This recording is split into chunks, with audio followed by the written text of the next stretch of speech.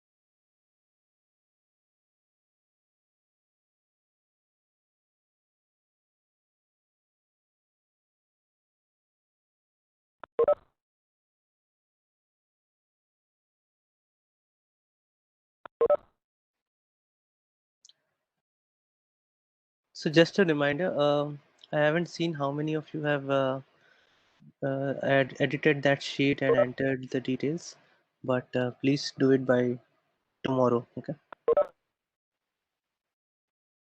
this is for projects.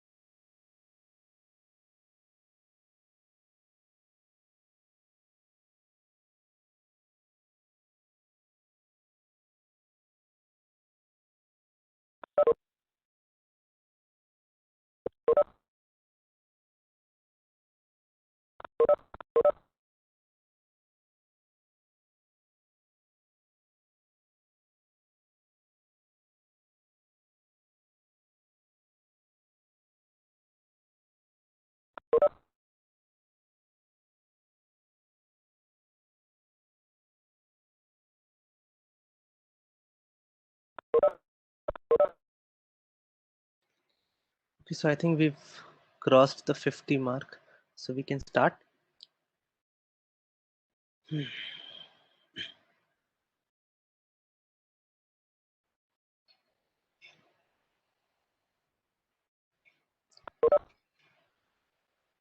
Okay, so we have already seen what exactly does polymorphism means, right? We saw that example from biology where I think there were two types of jaguars, right? And the idea of polymorphism is that the same species, I mean in biology it means that the same species is there in different forms, something like that. So I said that in computer science you see polymorphism in cases where for example the same type of pointer. Okay, let me emphasize this: the same type of pointer might behave differently for different types of objects. Then another type of polymorphism that we saw was overriding, where we saw that the same method can be given multiple definitions in different classes, right? So this is the overall idea.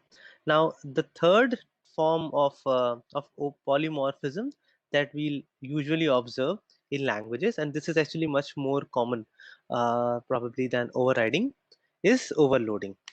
So let us go back to that example of constructors, right? We discussed that for a given class, there can be different types of constructors. So the first and the most common one is the default constructor. This is in the case where you do not have any special needs of for initializing your object. You can leave it altogether. You basically say I'm not going to give any constructor whatsoever. So in which case the compiler provides one for you, and all the elements of the field, all the elements of the class, all the fields are initialized to their respective defaults.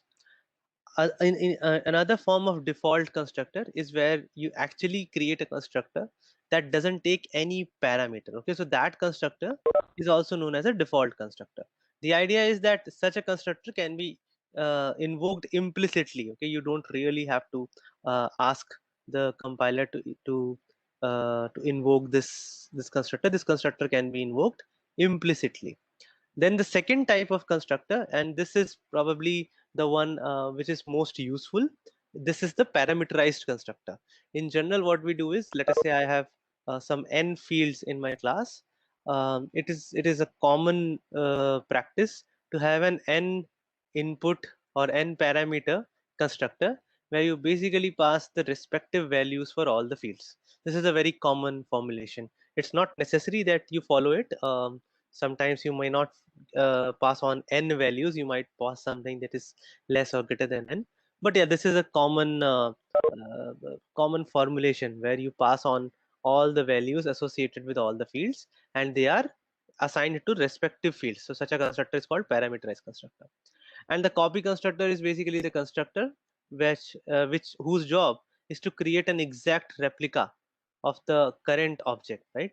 And usually people do not define it explicitly unless you have some very peculiar situations like dynamically allocated memory or something like that. Basically pointers. If you do not have pointers, you really don't need copy constructor. But yeah, this is another type of constructor.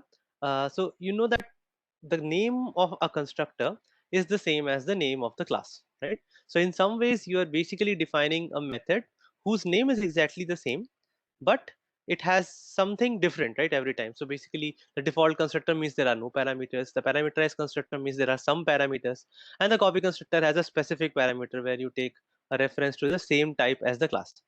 So this is what we know all till now, that a class can have one or more constructors, and it could either be added by you or by the compiler. And which constructor is invoked at a particular instance, it depends on how the object is being created, right? If you just say A OB1, right? Something like this. So then if class A has a default constructor, compiler will simply invoke the default constructor. Similarly, if your similarly if your class has a parameterized constructor which, let us say, takes an integer, and you write a ob2 and then in parenthesis 5, then the default, it's not the default constructor that will be called, it will be the parameterized constructor. So based on how you create the object, the compiler is able to figure out which of these constructors must be invoked, right? So essentially what we are trying to do is that constructors perform the same task differently for different situations, different scenarios, right? And what are the situations or scenarios here? The way you are creating the object, right? So this is actually an example of method overloading. Okay, so what exactly are overloaded methods? A method is considered to be overloaded when it has two or more definitions in a class. Okay, so this is something that you have to understand. When it has two or more definitions in a class, actually what we really say is that they are not really the same method, but they are basically overloaded versions of each other. That is a more common term that we use. But yes, sometimes when we talk about it casually, we simply say it is the same method that is overloaded, but they are essentially the same. You are having two or more different definitions, and they are overloaded versions of each other. Okay, and if you want to call two or more methods as overloaded versions of each other, what are the conditions? The name of the method must be the same for these two, and the parameter list should be different. Okay, now keep this in mind that this is only applicable to the parameter list. It is not applicable to the return type of the object of the method, right? So it is possible that you create two different methods in the class. Let us call them func. One is taking an integer, the other one is taking float. That is perfectly fine. But if you try to create two functions called func, one is taking an integer, the other one is also taking an integer, one is returning a character and the other one is returning a float, that does not count. Okay, the compiler will not let you do that. So the difference has to be in parameter list only. If there is a difference, whether there is a difference in the return type or not, that doesn't matter. Okay, so for overloading, the only thing that is required to be different is that the parameters that you are passing, the types of the parameters or the number of parameters, basically some change should be there. In fact, it is possible that the first version of the overloaded method takes int and char, and then the second one takes char and int, so you can even change the order. That is fine. Okay, that too is considered an overloaded version. It is allowed to do that, but not the other way around, right? I mean, you cannot actually just change the return type and keep the parameter list as same. So please keep this in mind. Return type does not affect the overloading concept. Okay, return type is basically ignored. This is an example of the overloaded constructors. We have already seen it in our toy examples that we've been looking all this while. So in the first version, what is it? You are basically passing a string and an int, and the second version you are passing a reference to the same type as the class toy2, and these are known as overloaded constructors. Okay, they are basically overloaded versions of each other. So now, when exactly is this overloading useful? So normally, there is a difference between overloading and overriding, which sometimes people confuse with. In overriding, you provide a different definition for the same function in different classes. Okay, so you use the whole idea of inheritance, that if there is a particular method which is there in class A, in overriding, what I do is when I inherit class A into B, I try to provide another definition for it in class B. So that is overriding. It is the same method which has multiple definitions across multiple classes. Here we are talking about the same method, or as I said, they are not essentially the same, they are just overloaded versions of each other, but they are essentially in the same class. That is the difference. Okay, in overloading, you are going to provide another version of that function within the same class. Okay, so please don't be confused with overriding. Overloading is within the same class. So the from the perspective of designing, or from the perspective of logic, what it really means is overloading is a case where the same behavior, okay, is defined in slightly different scenarios. I always use this word slightly. There is really no significance of slightly in programming, right?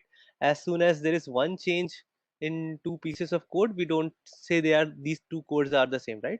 But I say slightly because from the perspective of design, you should always think like this, right? That if you are going to overload a method, there has to be a reason for it. Okay, why are you overloading a method? Why are you not creating a different method?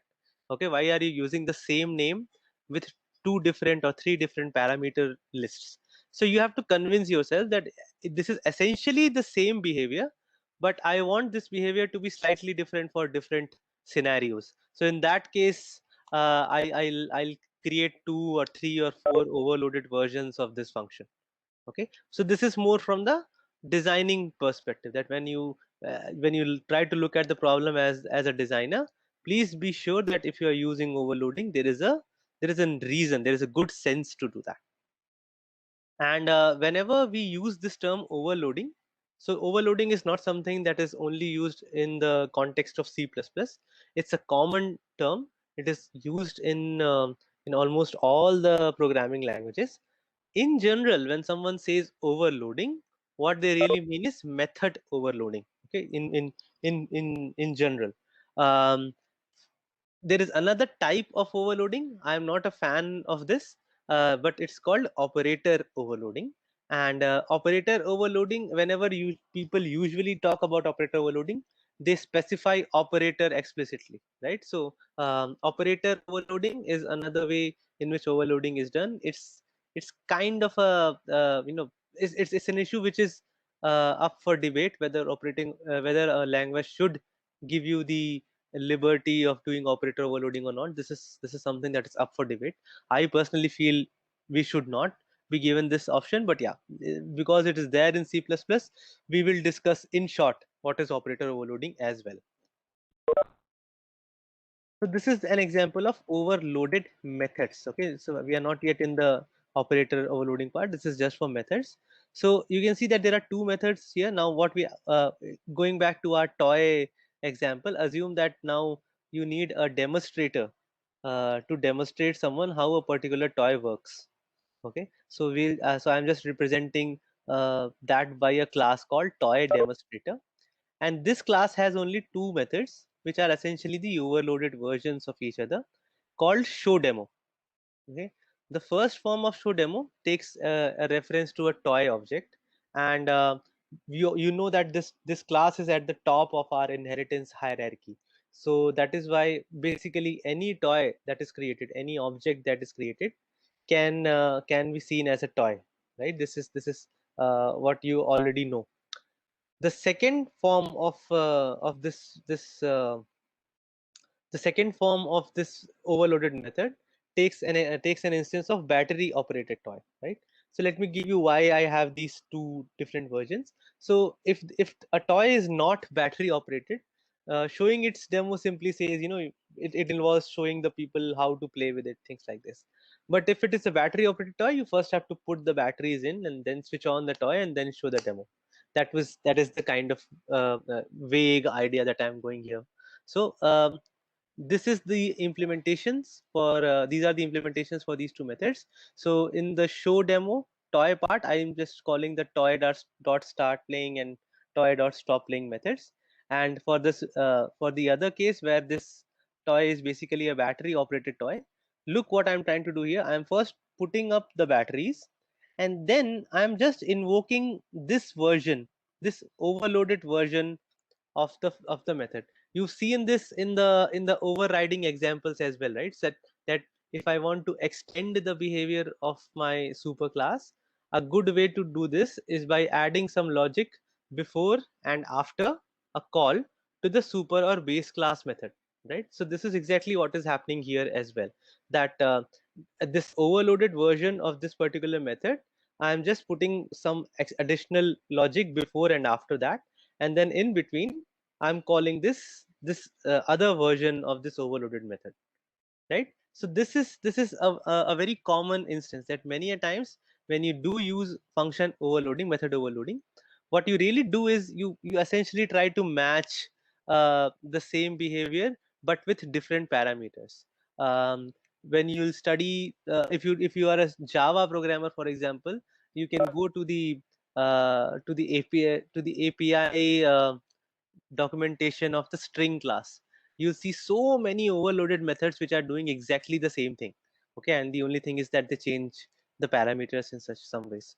And if you go and check out the code, this is exactly what they do. They just call one overloaded version with some differences in parameters. So for example, you provide null or defaults for certain parameters, and then you pass it on to a specific version of that overloaded method. So anyhow, overall the idea is that whenever you do this overloading, you are essentially making two or more ways to access the same behavior with some different scenarios. That is the overall idea. And this is how you call those overloaded methods. I'm constructing two objects here. One is of type toy, another one is of type battery operated toy.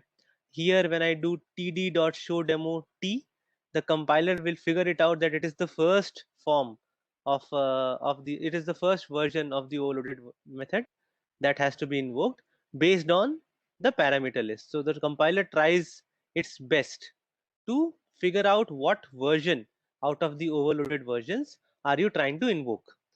And how does it do that? It does that by trying to compare the parameter lists of the defined methods versus the parameter list that has been provided at the time of function call. And if to do that, it might even have to do some kind of implicit conversions. That too is done by the compiler. A very simple example you can probably see here, that this is not really a string, but this is basically a kind of um, character constant, right? It is a kind of constant character array, the same C, the same thing that we used in C, but it is implicitly converted to a string. And then the compiler is able to figure out that the method that must be called is the second version of the overloaded method. But keep this in mind that sometimes it might happen that the compiler raises an alarm, right? So it might say, I'm not able to figure out which method should I call. Okay, so there is some kind of ambiguity out there. So you might see some of these errors if the compiler is not able to figure out what is the right version to call. But in general, it works out very very well. Any questions till now?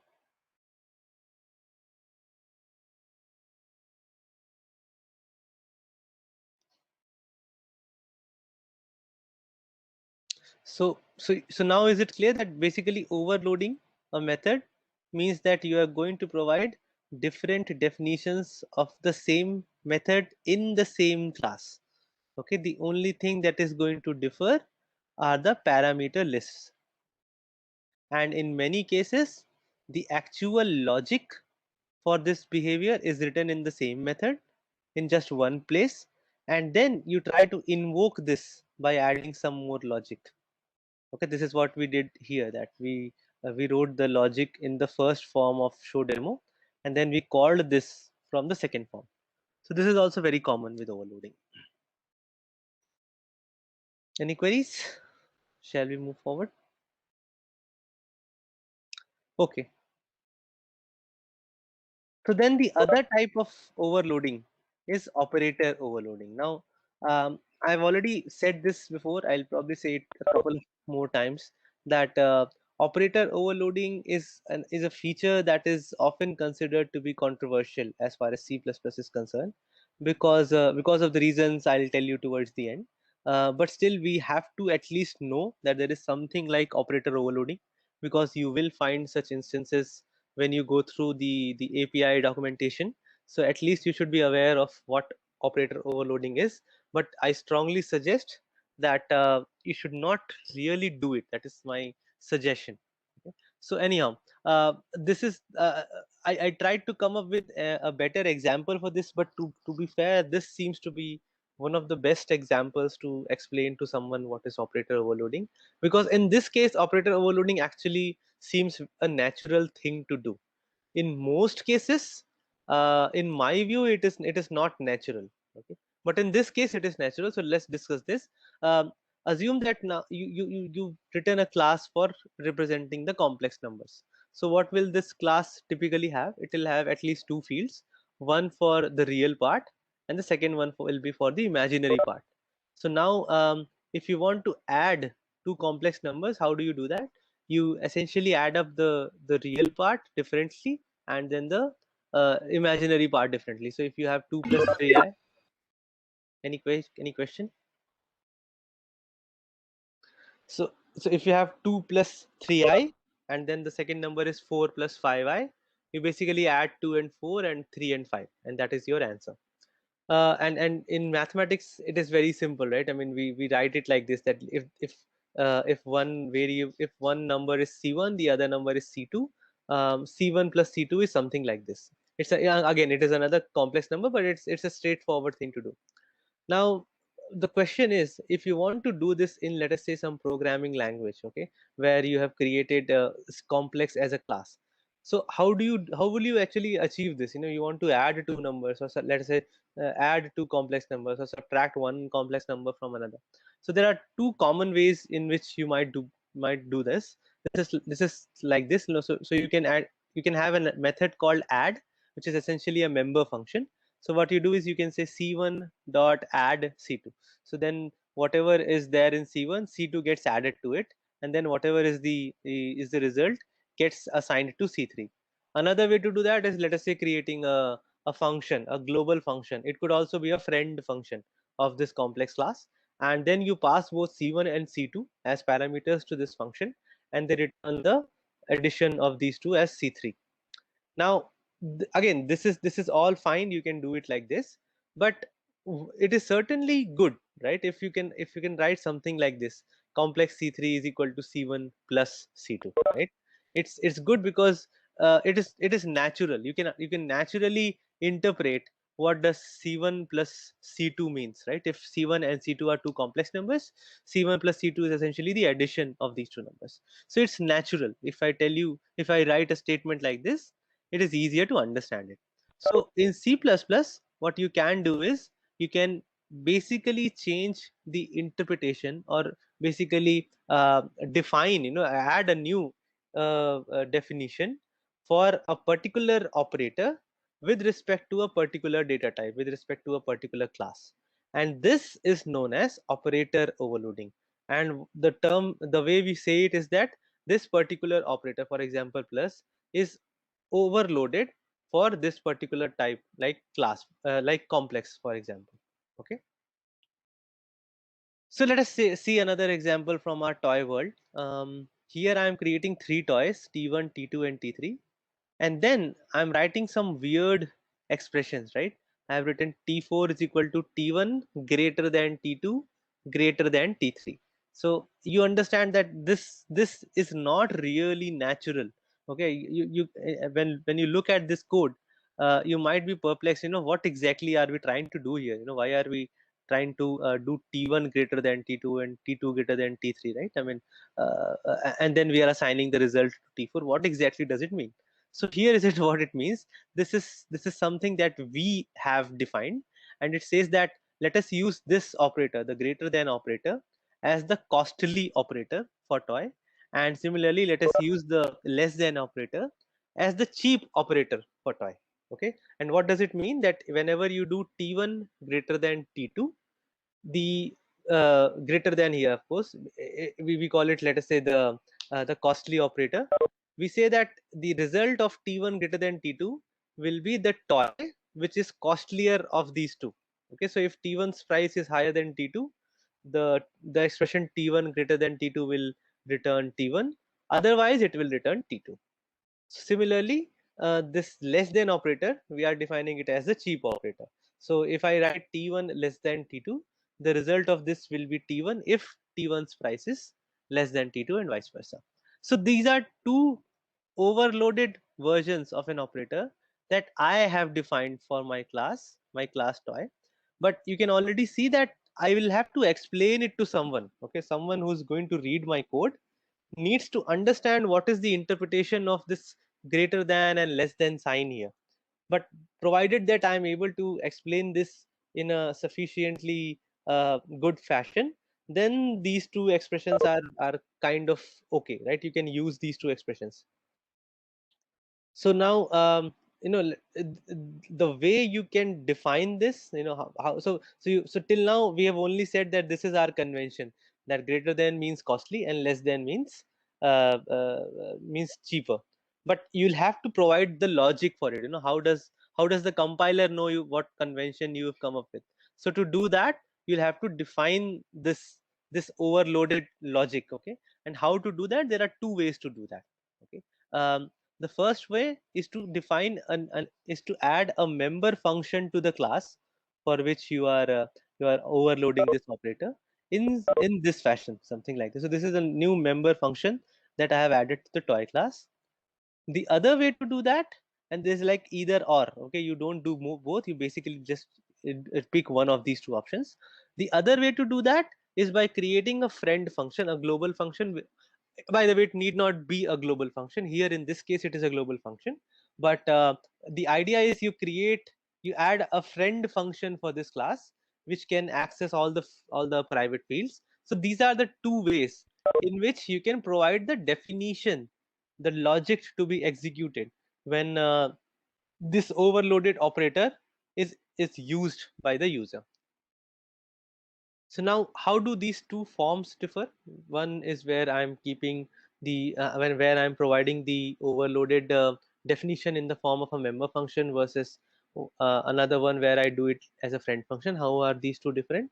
So uh, let me first give you a kind of a disclaimer that operator overloading is a very complex topic, and there are a number of ifs and buts associated with it, right? A typical example of this ifs and buts is this pre and post increment operator, plus plus operator, right?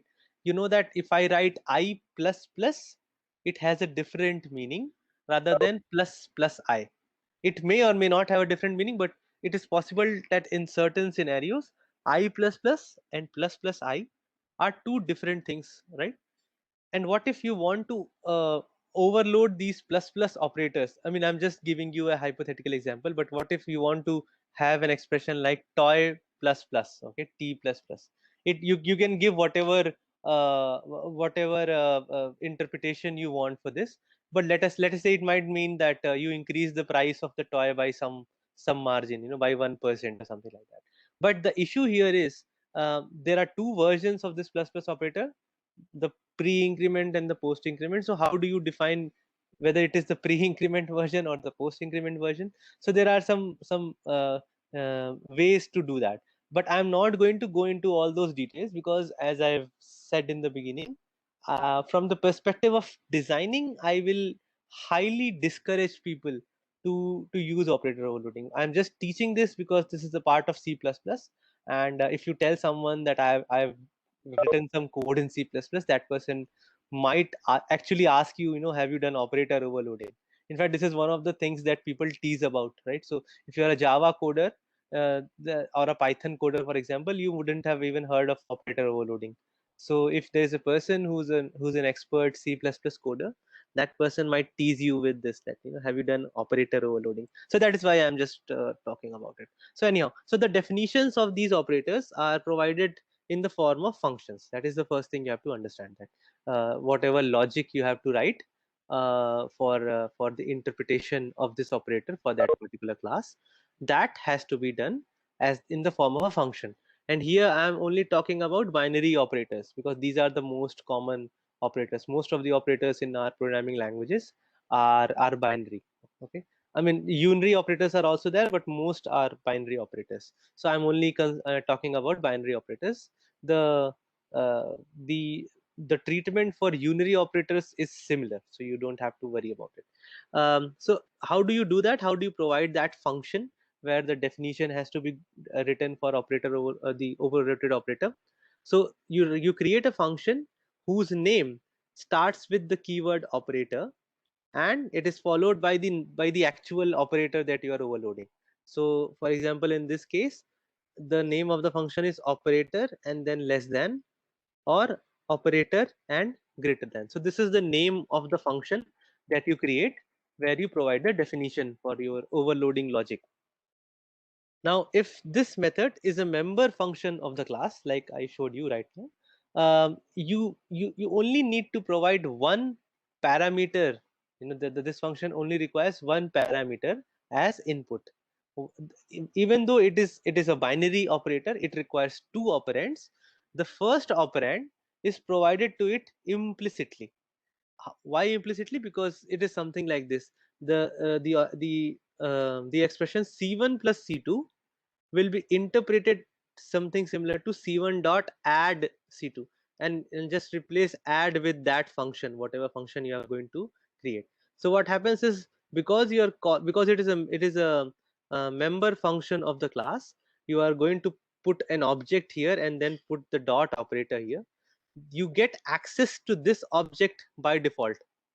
The only object you need in order to implement the logic for the operator is the second object. And that is why whenever you create this method as a member function of the class, you only need to pass one parameter. Whereas when you create this function as a friend of the class, you need to provide both the inputs. Okay, so this friend function version takes two inputs. Okay, both the objects which were passed, which were used. So in this case, c1 plus c2 is interpreted somewhere, is something like add c1 comma c2, where add is some kind of a global function. By the way, you already know that friend functions can also be member functions of another class, right? So that thing is applicable here. I'm using the term global function because in the example, the function I have created is a global function, but it is not a necessity. You can of course provide a friend function from another class. It's highly logical to do that, but yeah, it's not disallowed, by the way. So yeah, so in most cases, the return type is the same as the class. Why? Because in that case you can do the kind of chaining that I have done here, right? T1 greater than T2 returns some type of toy itself. So then I can chain it. So I can do T1 greater than T2 greater than T3. This chaining is possible because the operator, when applied, returns the same type back. So then you can do kind of chaining. You can keep on adding more expressions associated with the same operator in the same line. And in order to use, and this works pretty much like a typical function call, right? So in a typical function call, what options do you have? You can either pass the parameters by value or by reference. Similarly, you can either return the value by value or by reference. So all those things apply here as well. And in order to avoid creation of a new object, usually the parameters are supplied as well as the return type of the function, the defined function are so it's all done via references, so that a new object is not created. So this is an example, the example definition for this greater than operator, which, as I said, is now the costly operator. So here you can see that I'm only passing it one argument, and what really happens is whenever you write t1 greater than t2, it actually gets interpreted like this. The get price here that I am calling is basically the get price associated with T1, and other toy dot get price. So basically other toy is the equivalent of T2. So T2 is the other toy is a reference to T2, and get price is the function call, the method call, which is over the expression, which is over the object T1. Okay, so the first parameter here is used to invoke the member function, and the second one is provided as a parameter. When you see the friend function version, here there are two operands, first toy and second toy. So whenever you write t1 less than t2, t1 becomes first toy and t2 becomes the second toy. So this is why whenever you write these definitions in the form of a friend function, you will need one additional parameter. If it's a unary operator, the member function does not require any parameters, so the number of parameters are 0. And for friend function, the number of parameters is 1. If you are doing it for a binary operator, it is 1 and 2 respectively. So is this part clear? Can any questions related to operator overloading? Don't be too much worried if you don't understand it, but please at least have an idea of what operator overloading is.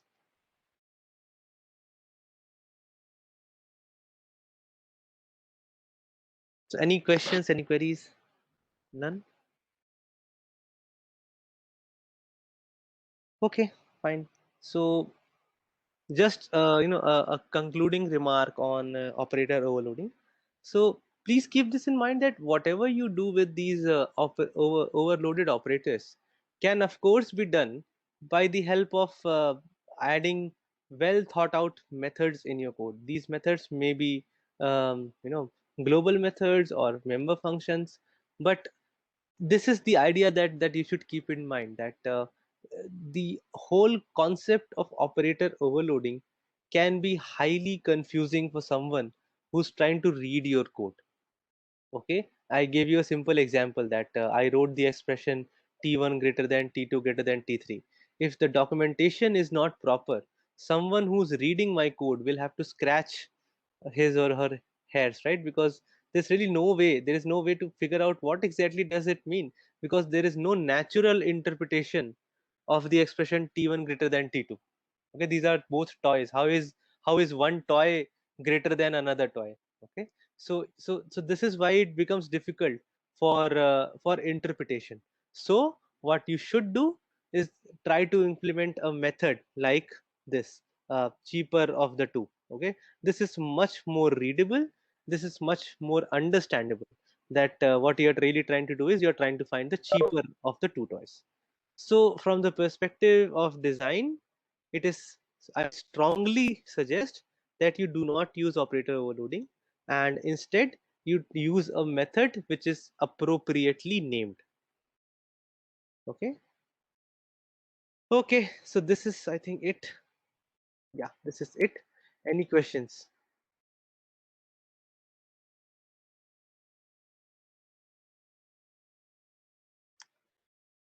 All right, so I don't think these days there are too many questions, um, whatever be the reason.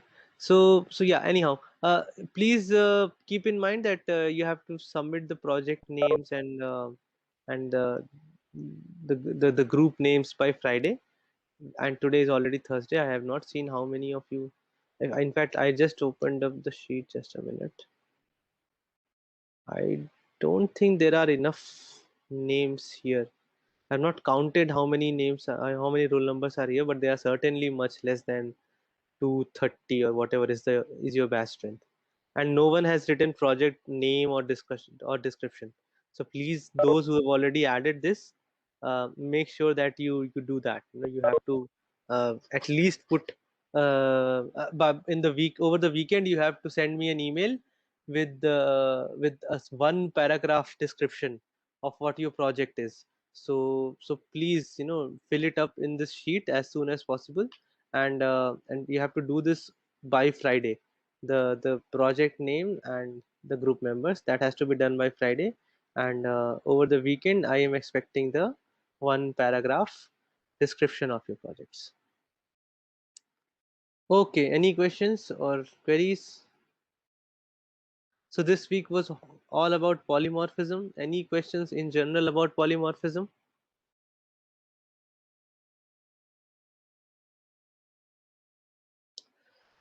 Okay, then. So basically, from next week we'll start with UML.